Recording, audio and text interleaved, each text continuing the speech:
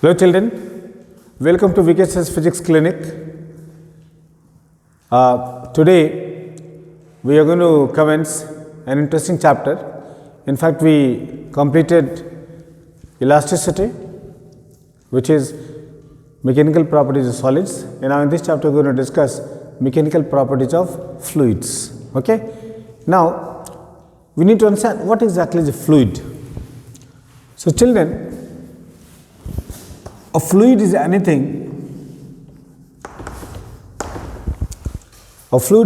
which can flow. So here we have mechanical properties of fluids.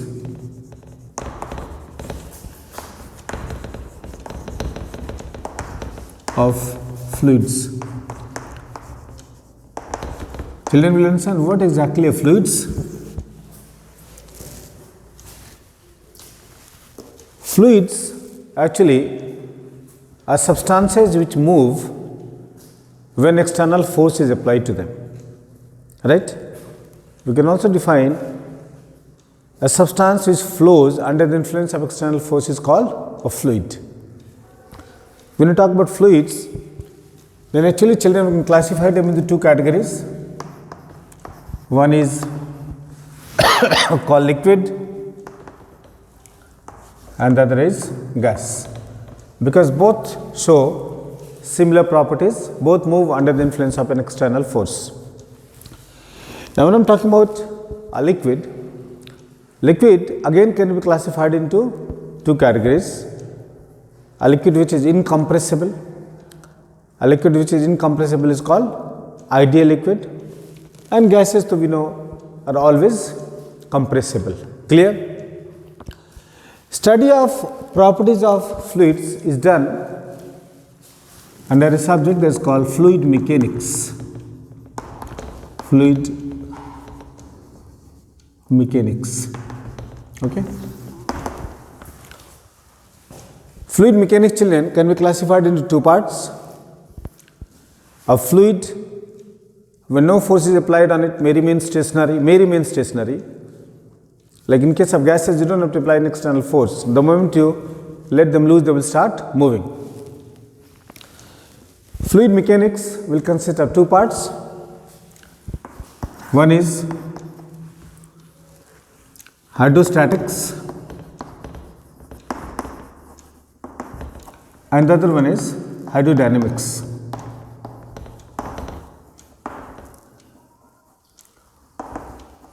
Hydrodynamics. So hydrostatics will deal with liquids at rest, and then hydrodynamics, statics are liquid at rest, and then hydrodynamics is a moving liquid.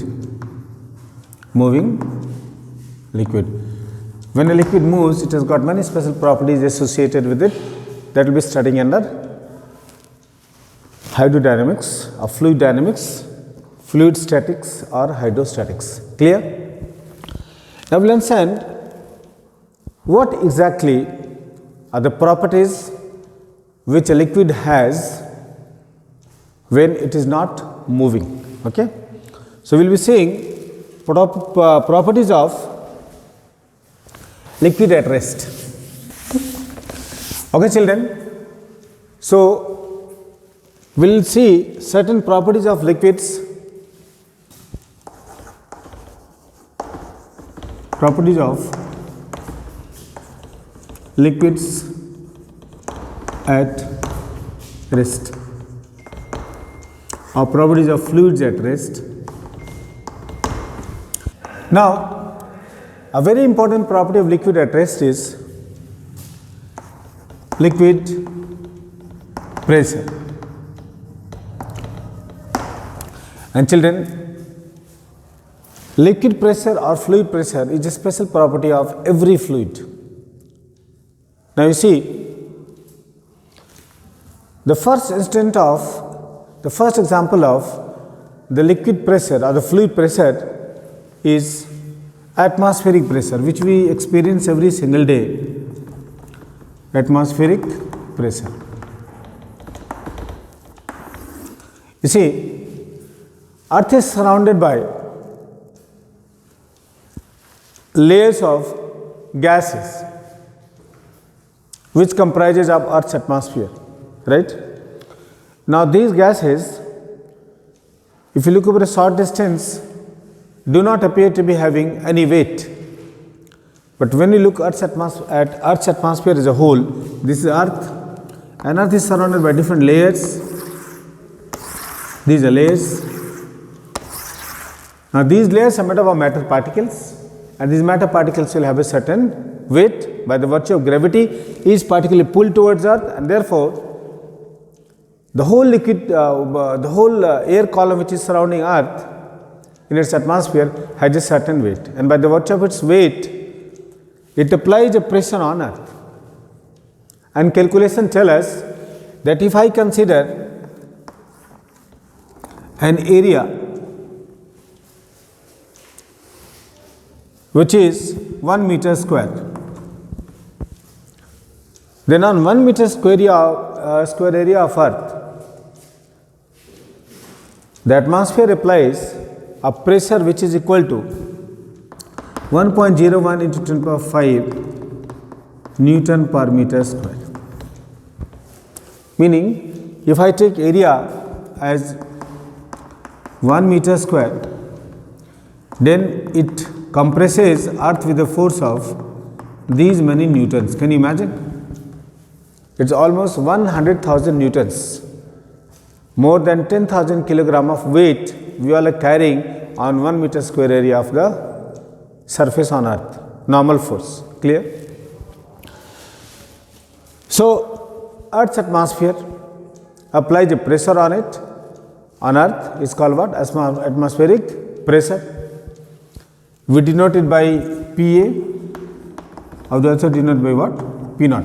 So this pressure is all prevalent. We are encountering it all the time, so we don't feel it. But this pressure is immense. Can you see? 1 meter square area gets a force of 1.01 10 to the power 5 Newton. We are supporting so much of weight on our body on the surface of Earth. It is an immense amount, but our body is in fact is having all its internal mechanism to counter this force, so we don't realize it until unless if pressure is high or low. Only those circumstances we realize, otherwise we don't realize. So atmospheric pressure is the pressure applied by Earth's atmosphere on the surface of Earth. Clear? And what is the reason for this? The reason of this is the blanket of gases which are present in Earth's atmosphere, right? Now one very key thing is here to be understood. What is pressure? We will just work on this also, because you may not be remembering pressure. Of course, it is in the lower classes. Pressure is the normal force which is acting on unit surface area. Suppose I have a surface area here. Surface area is A and the normal force is F. Remember, we will be taking normal force. Then pressure is equal to F by A. Pressure is equal to how much of F by A. Force acting on unit surface area at right angle is called pressure. Unit of pressure will be, unit of force is Newton, a unit of area is meter square. So it is Newton per meter square or Pascal. Pascal is written as PA. So this is unit of pressure. Now we have 1 Pascal is equal to 1 Newton per meter square. Then we have 1 kilopascal, kPa is 1000 Pascal, and 1 atmospheric pressure, 1 ATM pressure will be 1.01 into 10 to the power 5 Pascal. 1 atmospheric pressure, in fact 1.01 atmospheric pressure is also written as 1 bar. And for representing atmospheric pressure, children, we also use the length of mercury column. Always remember, 1 atmospheric pressure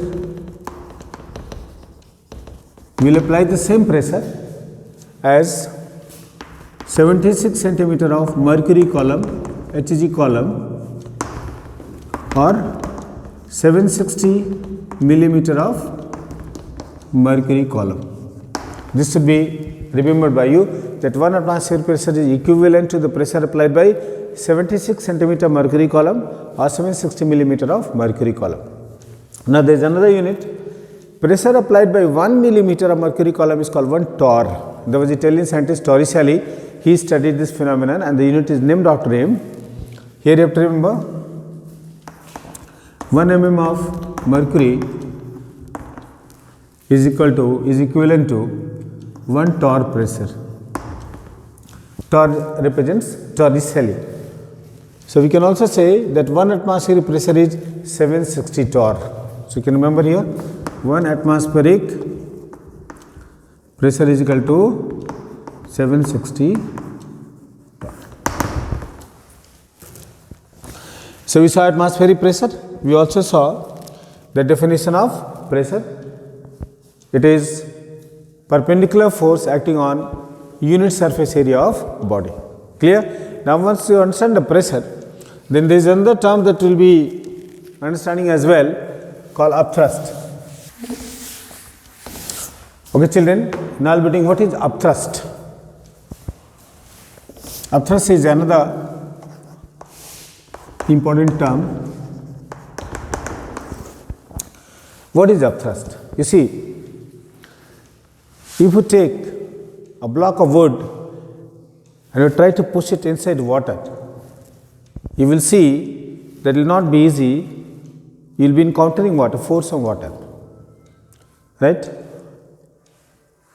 If you are trying to draw water from well, you will see as long as the bucket is inside the well, you have to apply less force for pushing it, pulling it up. But the moment the bucket comes out of the well, then you require greater force for pulling it up.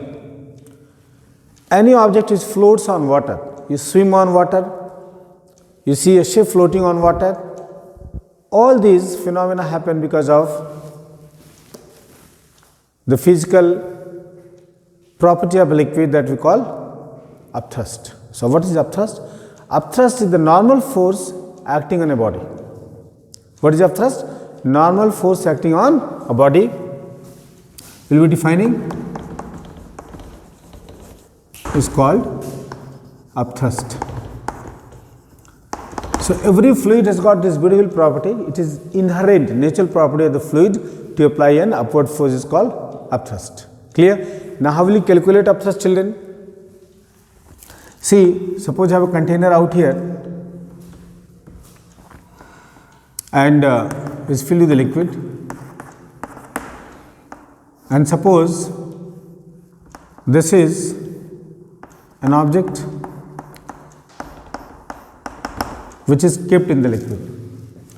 Actually, children, when the object is kept in the liquid, then object displaces water. Object displaces what? Water. Right? And this is, in fact, the cause for the upthrust that the body will experience from the liquid. Clear? So, upthrust the body will experience from the liquid will be equal to pressure of liquid into area. So, here we have upthrust is basically a force is F into A and its unit will be Newton. But then we have specific formulas for calculating upthrust. Upthrust is equal to, and you can remember upthrust F is equal to volume of liquid displaced, volume of liquid displaced times density of liquid times G. So, upthrust will be, the formula will be having is V, the volume of the liquid displaced, density of the liquid, that is rho into G. And remember, this is a very handy formula for you, V dG. Suppose I immerse one container inside a liquid and the volume of the container is 100 liters and the container is fully inside. So, if the container is fully inside, then how much water will be displaced? 100 liters. If the container is only 50 liters inside, halfway through, they will be displacing how much? 50 liters. So, volume of the liquid will be, volume of liquid displaced will be equal to volume of the body which is inside the liquid. Very important. Huh? And this upthrust is equal to actually weight of the liquid displaced. Weight of the liquid displaced. It is an important formula we have. Now, this upthrust causes decrease, apparent decrease in the weight of the body. Suppose here, once again, let's understand it. I have a body, its weight is W, W is acting where? Downwards. This body is immersed inside the liquid.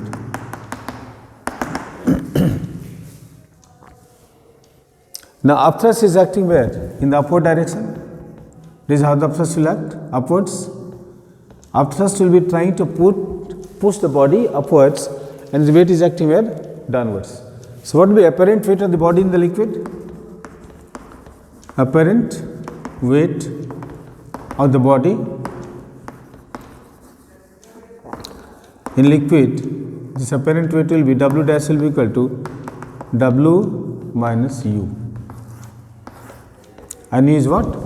Upthrust, F. You can easily calculate. For calculating upthrust, you have V rho G. Very easily you can calculate. Now, you must have noticed it is easier to swim in sea water than swimming in a river water. What is the reason? The reason is sea water contains salt dissolved in it, so density is more. For the same volume and G, acceleration due to gravity, if density is more, then the upthrust will be more. So, if you try to swim in sea water, it will be much easier comparing to swimming in fresh river water, because fresh river water has low density, and the density of fresh river water is low, upthrust will be obviously low. But when you swim in sea water, upthrust will be more, it will be easy to swim. Another popular example, suppose a boat is rowing in the sea and the same boat is rowing in river water. You will find that in sea water, it will not sink so much, it will not go down in water so much, but when it passes into the river water, it will go down more, because if it goes down more, it has to displace more volume so that the upthrust can be increased. So, upthrust is a very definite property of every liquid. So, children, once you understood upthrust and pressure, we try to develop a formula as to what will be pressure due to a liquid column. We have here pressure due to liquid column. Let us see what is pressure due to liquid column. Suppose I have a container out here. There is a container, and this container is filled with the liquid. Is filled with the liquid out here.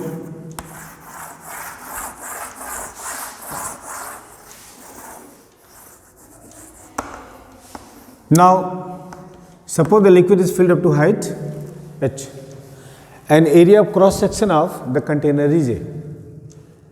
Now, say liquid is having certain weight, and the weight of the liquid will be acting where? Downwards. And this weight of the liquid will be applying a force on the surface of the container, right? The container in which the liquid has been kept. So, because of the weight of the liquid, the liquid is applying a certain force on the surface of the container, and this force acting on unit surface area is called liquid pressure, right. This pressure being exerted by the liquid column whose height is h, right. So, we will try to establish a relation between the length of the liquid column and what will be the liquid pressure. So, we will be first defining what is liquid pressure, but remember this liquid pressure is a cause, in fact, a consequence of the force of gravity. If force of gravity is not there, then the liquid will not have any weight, and if the liquid will not have any weight, it will not be applying any force, and hence there will be no pressure on the container. Clear? So, we will be defining pressure called liquid pressure. And children, this liquid pressure is also called gauge pressure, you should remember, or gauge pressure.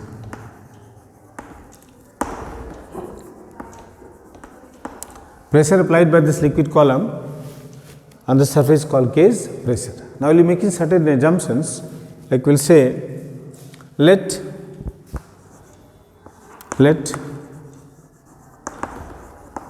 cross section area of the container is A, height of the liquid column,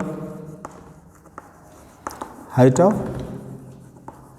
liquid column is equal to h, density of the liquid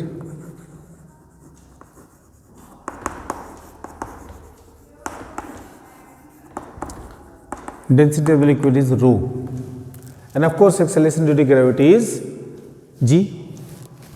So, area of cross section is A and the height of the liquid is what? H, children. So, what is volume of the liquid? Volume of the liquid V is equal to area of cross section into height. Yes, volume of the liquid will be how much? A into H. Once you know the volume, then what will be mass of the liquid? Mass of the liquid, M will be volume into density. You know this formula, na? Mass is equal to volume into density. So, mass will be AH into rho. Once you have known the mass, then we will find out what force will be applied by the liquid. Actually, the force applied by the liquid will be the what? Weight of the liquid. Now, force applied by the liquid. Force applied by the liquid will be F is equal to M into G. F is equal to M into G. If I put this value of M, then F will be equal to how much, children? Mg. It will be A H rho into G. So, this is the force applied. And what is the surface area I have taken? You have taken cross section area is what? A. Therefore, pressure applied by the liquid P is equal to F by A. Let us put in the value A H rho into G divided by A. And A cancel out. So, P is equal to how much? H rho into G. So, here we get pressure applied by the liquid column. Clear? Pressure applied by liquid column is H rho G. So, you can see for the same height of liquid column, if density is more, then the pressure applied will be more. Clear? For example, suppose I take two containers. One container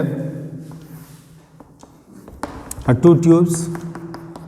This tube I fill with liquid, and I fill this tube by using mercury. This is suppose water and this is mercury. Height is same and G is also same. Which will have more pressure? Mercury will be applying more pressure. Density of mercury is nearly 13.6 times density of water.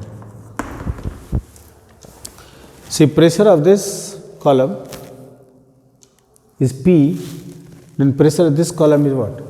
13.6 times P, right? So you can see there is a thing called pressure paradox. If I take liquids in a container, then you can see that pressure will depend only upon height of the liquid, it will not depend upon the shape and size. Okay? So what is this pressure paradox? Pressure. Now we have pressure paradox. Let's understand what is pressure paradox, children. Suppose I take containers are different shapes and sizes. This is one container, this is another container, this is another container. They all have been kept at the same level. And level of water also in all of them is same. This container A, this container B, and this container C.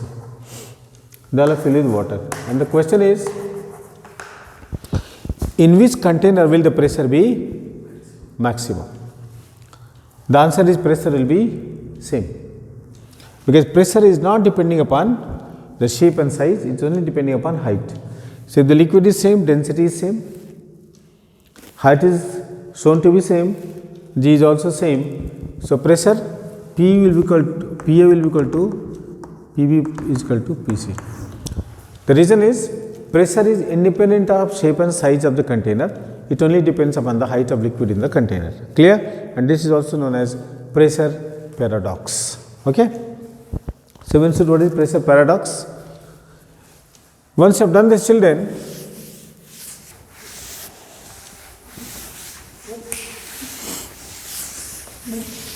now children, we will understand it. What are properties of liquid pressure? Properties of liquid pressure. What are the properties? First property is that liquid pressure increases with increase in height of the liquid column or depth. First one is it increases with the height of the liquid column. Height of the liquid column, if you go inside a river or a sea, then you can also say depth of the liquid column. That is why as you keep going down into the sea, then the pressure goes on increasing. Clear? Let us understand it. Here I have a container. You can imagine it to be like a sea also. The open end here will have only atmospheric pressure. Consider 2 points. One point is here A and the other point here is B. And height of the liquid column is H.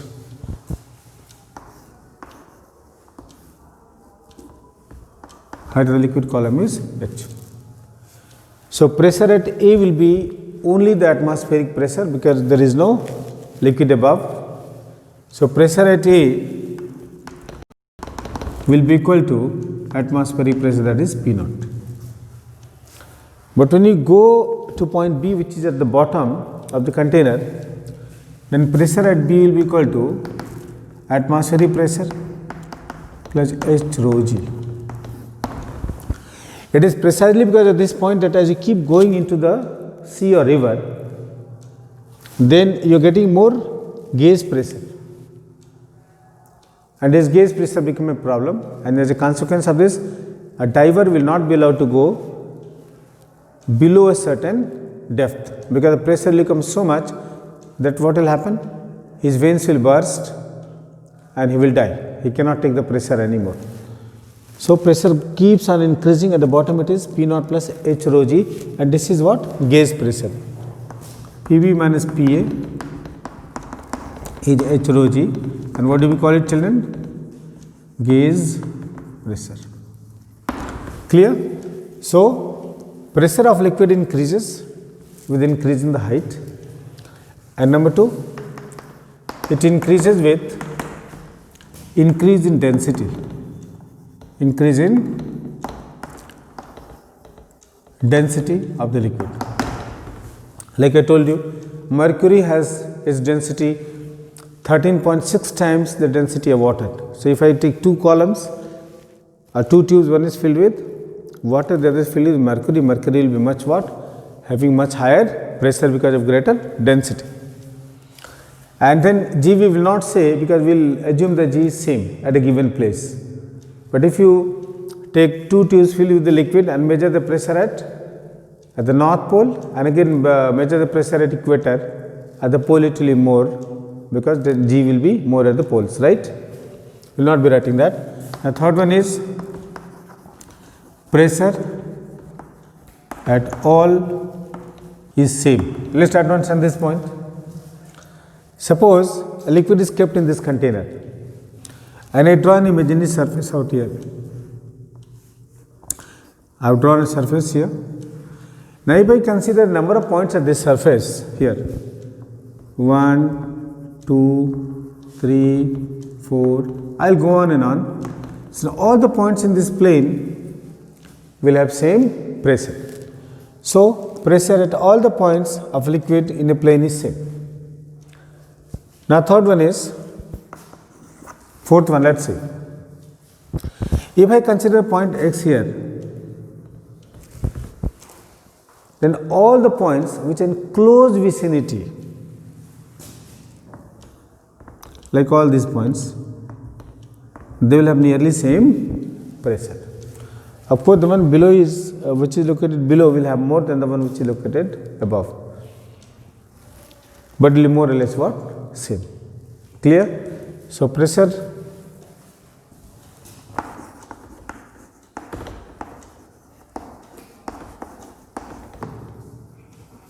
now there is the first property which we understood. Now a fifth property, and this property is identified by a very famous law, is called Pascal's law. Now what the Pascal's law says, suppose you have a container. Suppose there is a spherical ball here and I make holes in it. I make one hole here, one cylinder is fitted, okay, and I make another hole here, another cylinder is fitted, I make another hole here, another cylinder is fitted, and then I make another hole here, and another cylinder is fitted. I can go on doing like this, and this is filled with water.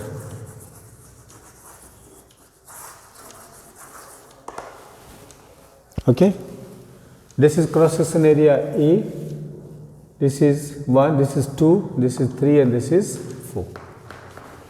We will understand what is the fifth law. It is also called Pascal's law. The law says, if you apply a pressure here, if you apply pressure at this point 1, then the law says that pressure here, here and here will also be same. Meaning, if you have liquid which is confined in a container, and then pressure is applied at any point to the container. In other words, if liquid kept in a container is subjected to an external pressure, then the law says that pressure at every point of the liquid will be same. Actually, I am applying a force here, so the pressure is applied at this point. I am not applying at these points, but still pressure here also will be the what? Same. Meaning, we know pressure is equal to how much here? F by A. So at area 1, pressure will be F by A, and area 2, suppose here area is 2A. Then force will also become how much? 2F. Then what will be the pressure? 2F by 2A, and 2A by 2A is how much? F by A. If you go at surface 3, though it is not shown in the diagram, suppose it is like this. At surface 3, area is 3A, then the force will also become how much? 3F. Why force become 3F? Because then only pressure will be how much? 3F by 3A, which will be same as F by A. So this is a very beautiful property and it has so many mechanical applications. You see hydraulic lifts, you see powerful what?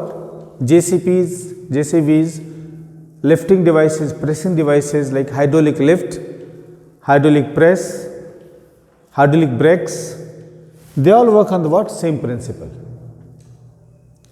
That if you have a confined liquid and you apply pressure at any point to the confined liquid, then the pressure is same throughout. So if I apply a force here in a small cross section area, pressure is F by A. If I make this cross section area bigger, then I can derive what? More force. Here see now, force has become twice F. Here force has become thrice F. If this is n times, then force will be called n times F. If this is 100 times wider, no, cross section area compared to this, then the force will also become 100 times and you can generate a very huge amount of pressure, the force. So what is Pascal's law? The fifth point is called Pascal's law. And what is Pascal's law, children? If throughout the liquid. So this is Pascal's law. Meaning if I take this example, then pressure will be F by A, 2F by 2A, 3A by 3A, and then go on NF by NA.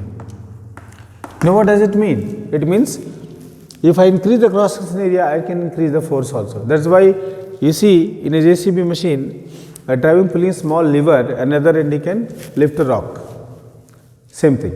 Clear? So it has tremendous applications. We'll be seeing how exactly the hydraulic lift works. Okay?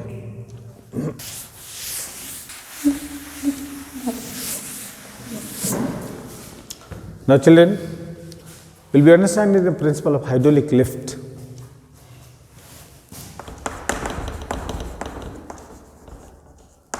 Hydraulic lift. So hydraulic lift actually works on the principle of Pascal's law. It works on the Pascal's law. Let's understand it. It has two cylinders. One cylinder is here, fitted with a piston. We have one cylinder. Its cross section is very small. And then we have another cylinder at the other end, having very large cross section. And the two cylinders are fitted, connected with the help of a tube. There is a tube which is connecting the two cylinders. You can see one cylinder is here, the other cylinder is here, and then they are connected with the help of a liquid. Clear? Now suppose this at cylinder 1, area is A1 and force is F1.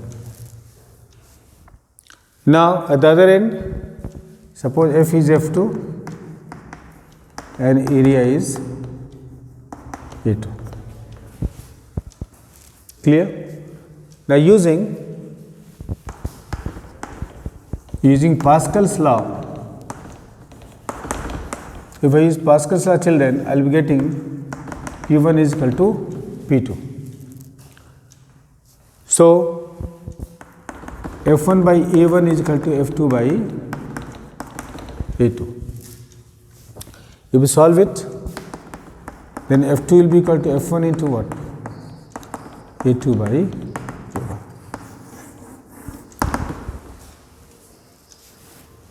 F2 is equal to F1 into A2 by A1. Now, the whole game is revolving around this area. You can see in the diagram, A1 is very small and A2 is very large. If I say,